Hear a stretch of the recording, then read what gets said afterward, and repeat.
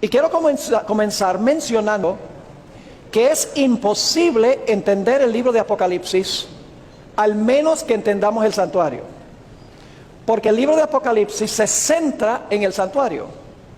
Por esa razón muchas personas no entienden el libro de Apocalipsis, porque no entienden el santuario, que es la base del libro de Apocalipsis. Ahora, en Juan 14, 1 al 3, se nos dice, y aquí está hablando Jesús: no se turbe vuestro corazón. Creéis en Dios, creed también en mí. En la casa de mi Padre muchas moradas hay, Jesús le dice a sus discípulos.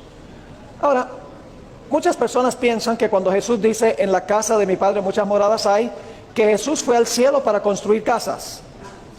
Pero en realidad Jesús no fue al cielo a construir casas, porque el tiempo del verbo lo dice claramente. Cuando Jesús habló, las casas estaban allí ya. En la casa de mi Padre muchas moradas hay, no habrá, hay. Así que Jesús no fue al cielo para construir casas. Y entonces el pasaje sigue diciendo: en la casa de mi Padre muchas moradas hay. Si no fuera así, os lo hubiera dicho. Voy pues a preparar lugar para vosotros. Y nuevamente muchas personas piensan que Jesús fue al cielo para preparar un lugar bien bonito para nosotros, sembrando árboles y construyendo casitas, etc. Yo no dudo que el lugar que Cristo está preparando va a ser muy hermoso, pero hay algo más profundo, que sencillamente Jesús fue a preparar un lugar bonito para nosotros. En realidad lo que quiso decir Jesús es que Él fue al cielo, y su obra en el cielo, en el santuario, prepara el lugar para nosotros. Es decir, es su obra en el santuario lo que prepara el lugar. No está hablando en realidad de preparar un lugar físico muy hermoso, aunque vamos a vivir en un lugar muy hermoso. Jesús no necesita 2000 años para sembrar árboles, ni para preparar un lugar muy hermoso. Génesis dice que lo hizo en 6 días aquí en la tierra, y si quisiera podría hacerlo instantáneamente. Así que hay algo más profundo en Juan 14, 1 al 3, que Jesús yendo al cielo para preparar un lugar bonito. En realidad es la obra de Cristo en el santuario celestial, lo que Él desempeña allí, que prepara el lugar para el pueblo de Dios. Y mientras tanto, en la tierra, el pueblo se prepara para el lugar. Es decir, Jesús en el cielo prepara el lugar, y nosotros aquí nos preparamos para ir al lugar, por medio de la obra del Espíritu Santo. ¿A dónde comienza el proceso para los que han estado aquí? Comienza en el campamento. ¿Y qué hace Jesús en el campamento? En el campamento vive una vida perfecta para ofrecerle perfección a la ley, porque nosotros no podemos. Vivió la vida perfecta para nosotros. Luego nos movemos ¿a dónde? Nos movemos al altar del sacrificio. ¿Qué hizo Jesús en el altar del sacrificio? Los pecados del mundo fueron colocados sobre Él, y Jesús sufrió el castigo que nosotros debemos sufrir. En el campamento vivió una vida perfecta. En el atrio, el Señor Jesucristo en el altar murió cargando los pecados del mundo. Y luego, ¿a dónde se mueve Jesús? Jesús se mueve luego a el lavacro o la fuente. ¿Y qué representa el lavacro o la fuente? Representa la resurrección de Jesús, porque si Jesús hubiera quedado muerto, entonces no puede cumplir la siguiente función: tenía que resucitar de los muertos. Así que el lavacro o la fuente representa la resurrección de Cristo. Y luego, ¿cuál es el cuarto paso? El cuarto paso es cuando Jesús pasa del atrio al lugar santo, ya entra al santuario celestial. El atrio es la tierra, porque el Señor Jesucristo en el campamento vivió en la tierra. En la cruz estaba en la tierra, su resurrección fue en la tierra, pero luego, a partir del lugar santo, que es el santuario celestial, Jesús entra al lugar santo del santuario celestial. Y el propósito es interceder por los que reclaman la vida y la muerte de Cristo en su lugar. Es decir, a través del arrepentimiento, la confesión del pecado, la fe en Cristo Jesús. Cuando venimos a Él arrepentidos, Él toma su vida y su muerte y nos lo pone a nuestra cuenta, de tal manera que somos aceptos en el amado y Dios nos mira como si nunca hubiéramos pecado, porque la vida de Cristo y su muerte nos son acreditados a nuestra cuenta.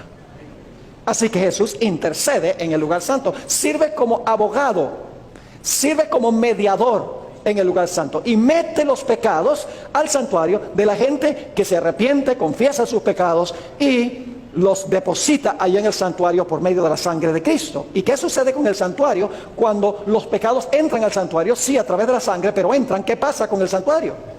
El santuario se contamina con el registro del pecado. Y por esa razón llega el momento en que tiene que haber un juicio para ver quiénes en verdad se arrepintieron, confesaron sus pecados y tuvieron fe en Jesús. Y todas esas personas, cuando son examinadas en el juicio, se determina que sus pecados van a ser borrados. ¿De dónde? Van a ser borrados del santuario. Para eso hay que hacer un juicio para determinar quién merece que sus pecados sean borrados del santuario y quiénes no merecen que sus pecados sean borrados del santuario. Y luego entonces los pecados son tomados, pecados que habían sido perdonados por medio de la sangre, pero que habían entrado al santuario por medio de la sangre, habían contaminado el santuario. Ahora, cuando termina el juicio, el día de expiación, el Señor Jesucristo toma todos esos pecados de los que verdaderamente recibieron a Jesús, los lleva y los coloca sobre la cabeza del macho cabrío Azazel, que representa a Satanás, el originador, instigador y perpetuador del pecado en la tierra, el que últimamente es responsable por los pecados que el pueblo de Dios cometió, porque él fue el que originó e instigó el pecado. Y entonces la Biblia dice que este personaje, Satanás, será desterrado, es decir, será exiliado a la tierra por 1000 años, una tierra desordenada y vacía, desértica, una tierra donde no hay habitantes, porque todos los que apoyaban a Satanás mueren cuando Jesús venga por segunda vez. Es decir, ahora él tiene que quedarse aquí 1000 años para contemplar el fruto de su obra. Y luego, después de los 1000 años, la Biblia nos dice que Satanás, sus ángeles, los impíos, serán destruidos por fuego que desciende del cielo. Y entonces Jesús tomará el último paso. El último paso es que vendrá finalmente a vivir en el campamento donde vivimos nosotros, a donde comenzó su obra, y habitará con nosotros en nuestro campamento por los siglos de la eternidad. Ese es el proceso de la salvación. La salvación no es solo un evento. Así Cristo murió en la cruz, ya se salvó todo el mundo. No, el plan de la salvación tiene varios pasos, cada uno indispensable. La vida de Cristo es indispensable, porque si Jesús no vive una vida perfecta, su sacrificio no es acepto. Si Jesús no vive una vida perfecta y no muere, tampoco va a resucitar. Y si Jesús no resucita, no puede interceder. Y si Jesús no mete los pecados al santuario por su intercesión, entonces no hay forma de purificar esos pecados del santuario. Es decir, cada paso en el plan de la salvación es igualmente importante que los otros pasos. Para la mayoría de los cristianos, la cruz es lo más importante y es lo único.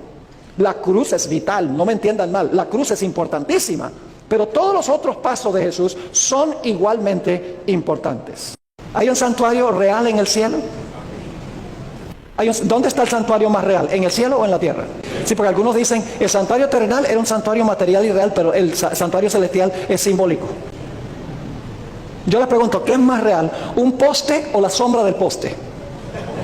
Para ser craso, ¿usted puede tener una sombra sin tener una realidad que proyecta la sombra? No. Y en Hebreos 8, 1 y 2 dice que el santuario terrenal era una sombra del santuario celestial. El santuario real está en el cielo. El santuario concreto está en el cielo. La sombra que quería enseñar cosas celestiales estaba en la tierra.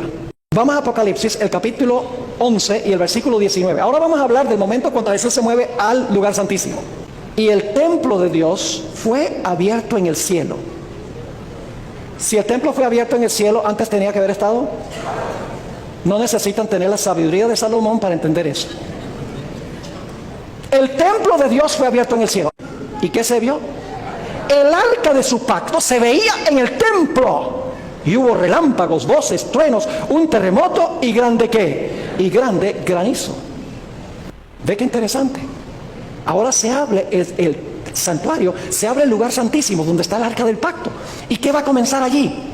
Va a comenzar el juicio, va a comenzar la purificación del santuario. Yo pregunto, ¿es el siguiente paso de los pasos de Jesús que hemos estudiado? Es el siguiente paso. Y Apocalipsis sigue el orden exacto y el orden preciso. Ahora, ¿saben algo interesante? Después de 1844, cuando los que quedaron fieles de ese movimiento, aunque quedaron chasqueados porque Jesús no vino como esperaban que viniera, los fundadores de la iglesia adventista, los pioneros de la iglesia adventista estudiaron con más detenimiento y más cuidado las profecías de la Biblia. Y descubrieron este versículo, que Jesús, en vez de venir a esta tierra en 1844, el Señor Jesucristo entró al lugar santísimo para cumplir una labor en el lugar santísimo, porque ese es el siguiente paso en el santuario. Y dicen, ¿cómo podemos decir que Cristo vino a la tierra, iba a venir a la tierra en 1844 y no había hecho su labor del lugar santísimo? Y por lo tanto, ellos empezaron a estudiar el santuario y estudiaron específicamente el lugar santísimo. Y poco después de 1844 descubrieron grandes verdades en el lugar santísimo. Yo pregunto, ¿qué estaba dentro del arca del pacto? Los 10 mandamientos. ¿En el cielo están los 10 mandamientos en el arca? Sí, porque el santuario terrenal era una copia del celestial. Dijeron, entonces la ley de Dios no fue clavada en la cruz, porque está en el lugar santísimo. Y luego dijeron, pero mire, ¿qué está en el centro de los 10 mandamientos? El sábado. Tenemos que guardar el sábado. Dijeron, es porque está en la ley. Y la ley que está en el santuario celestial es el original. Y en la tierra, las tablas de la ley eran una copia del celestial. Tenemos que guardar el sábado. No entendíamos eso antes. Y luego se dieron cuenta que dentro del arca del pacto estaba un pote de maná. Y Dios quiso enseñar, recalcar la importancia de guardar el sábado. Pueden ir a Éxodo 16, el episodio del maná. No caía maná el sábado. Y el maná estaba en el lugar santísimo. Se recalcó y se subrayó la importancia del sábado. Y luego se dieron cuenta también que el maná, en el libro de Números, el capítulo 11, Dios quiso enseñarle a Israel una vida saludable. ¿Pero qué quiso el pueblo? Dios dio maná porque era un alimento completo, saludable, que promovía la salud. Era vegano. Tenía todos los elementos que Dios dio originalmente al hombre. ¿Pero qué dijo Israel? No, estamos cansados del maná. Queremos comer ¿qué cosa? Lo que comíamos cuando estábamos en Egipto, cuando estábamos en el mundo. Ahora yo pregunto, ¿qué dice el mundo cristiano de la ley? No estamos bajo la ley, sino bajo la gracia. La ley fue clavada en la cruz, porque no han entrado al lugar santísimo. ¿Qué dicen del sábado? El sábado era para los judíos. No entienden porque no han entrado al lugar santísimo. ¿Qué dicen en cuanto a los principios de la salud? Lo que se puede comer y lo que no se puede comer. Dicen, la oración santifica el chancho. Porque no han entrado al lugar santísimo.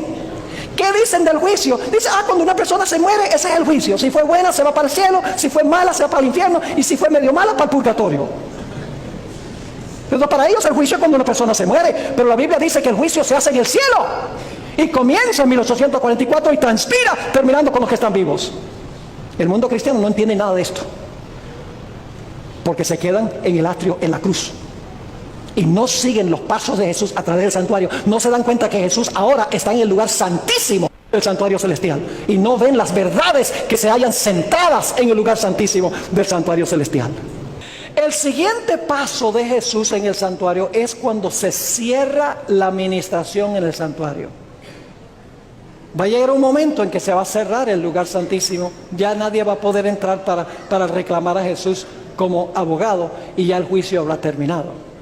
Vamos a Apocalipsis 15 y el versículo 5 al 8. Otra escena del santuario que viene inmediatamente después.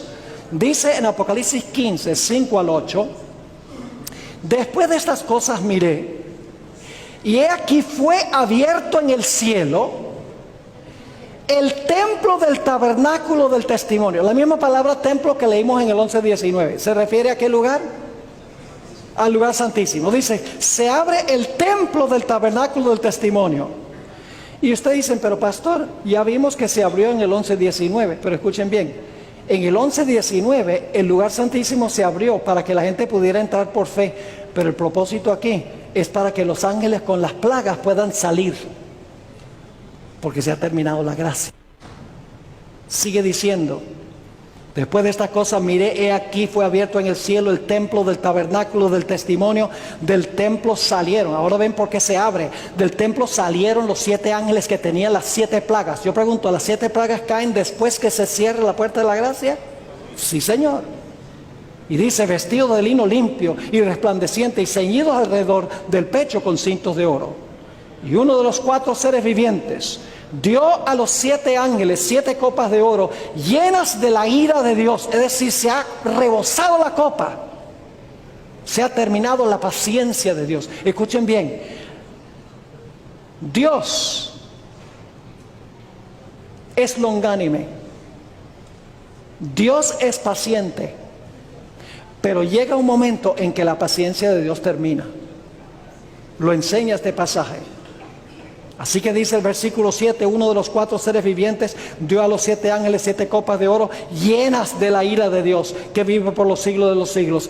Y el templo, el lugar santísimo, se llenó de humo por la gloria de Dios y por su poder. ¿Y ahora qué dice?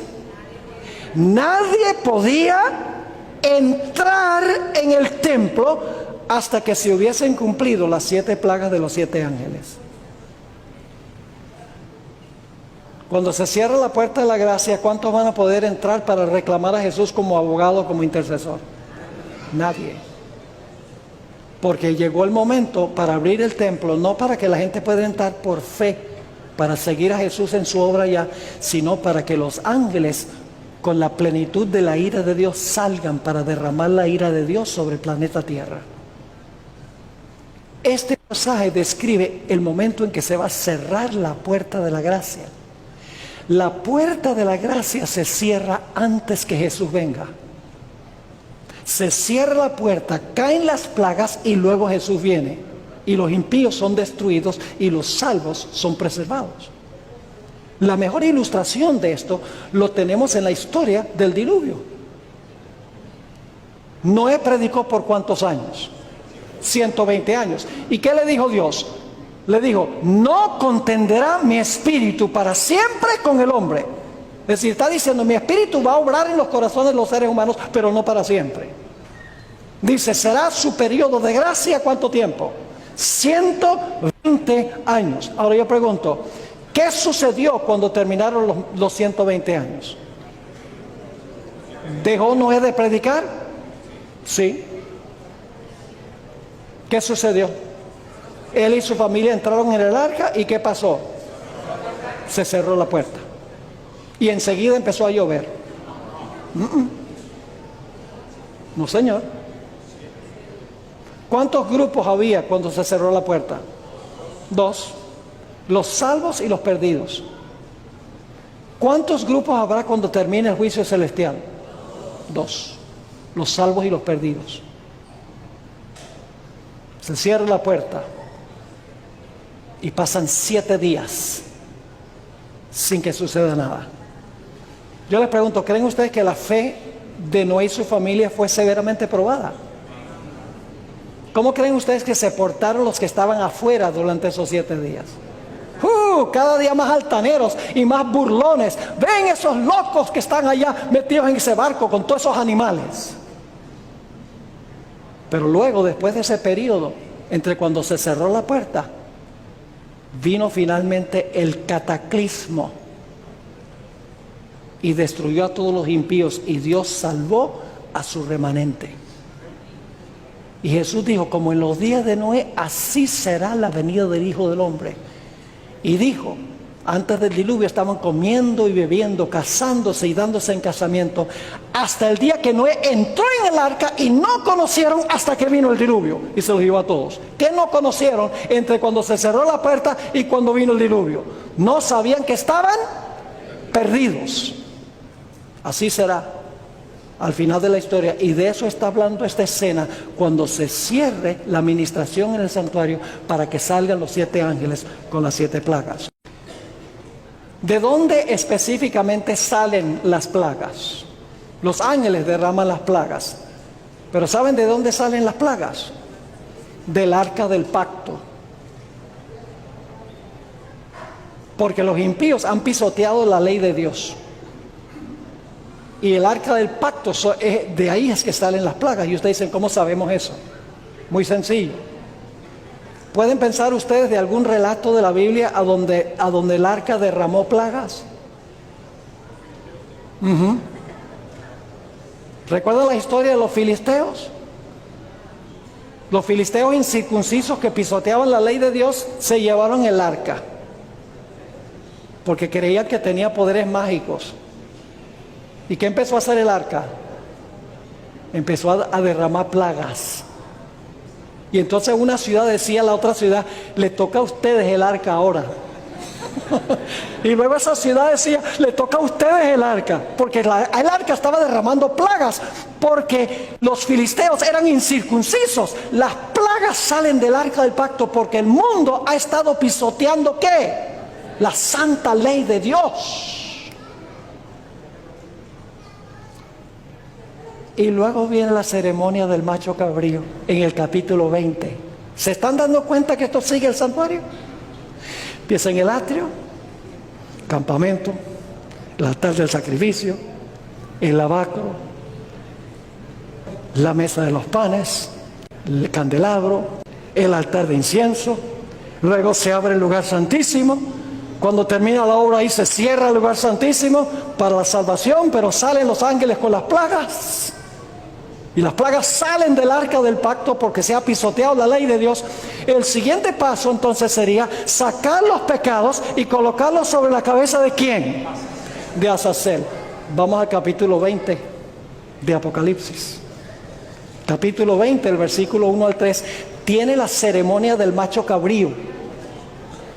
Dice, vi un ángel que descendía del cielo con la llave del abismo y una gran cadena en su mano. Y prendió al dragón. ¿Quién es ese?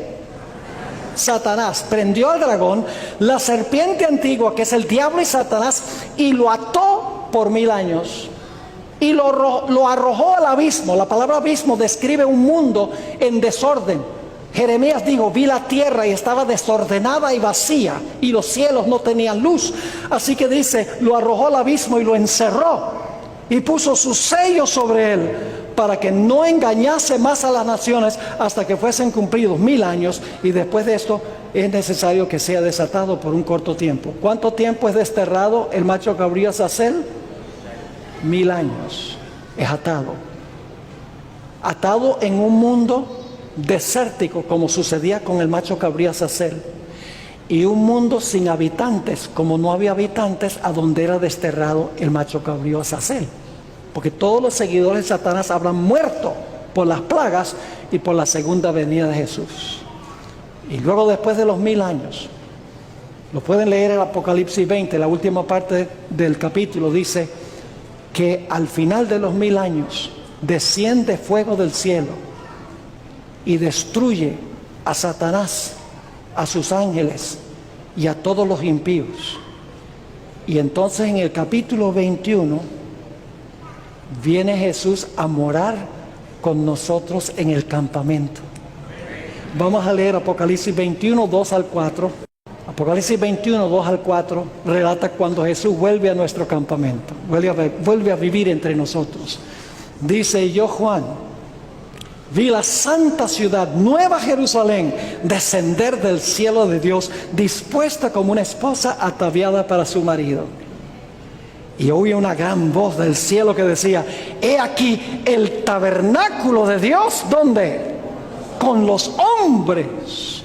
Y Él morará con ellos.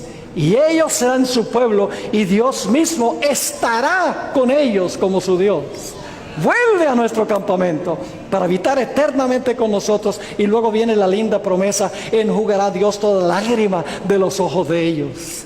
Y ya no habrá más muerte, ni habrá más llanto, ni clamor, ni dolor, porque las primeras cosas pasaron.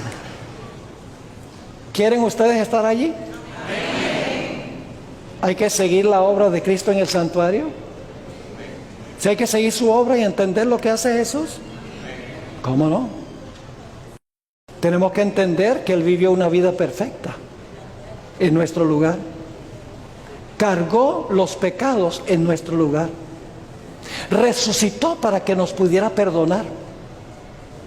Cuando nos arrepentimos y confesamos el pecado y venimos a Jesús, el Señor Jesucristo funciona como el intercesor, el abogado, nuestro representante, y nuestros pecados son depositados, cubiertos por su sangre en el santuario. Y si nuestro arrepentimiento fue genuino, todos esos pecados serán sacados del santuario y colocados sobre el que últimamente es responsable por el origen del pecado y la perpetuación del pecado. Y finalmente, el pueblo de Dios podrá habitar con Jesús, con el Padre, con todos los ángeles, por los siglos de la eternidad. Dios va a trasladar la capital del universo acá. Imagínense eso, qué privilegio, en medio de todo el vasto universo, que no se puede medir métricamente. Dios dice, yo voy a hacer del planetica Tierra la capital del universo, y vivirá con nosotros por los siglos de los siglos. No permitan, mis queridos amigos y hermanos, que nadie ni nada impida que ustedes estén allí. ¿De qué vale que el hombre gane todo el mundo y pierda su alma? Dice la Biblia.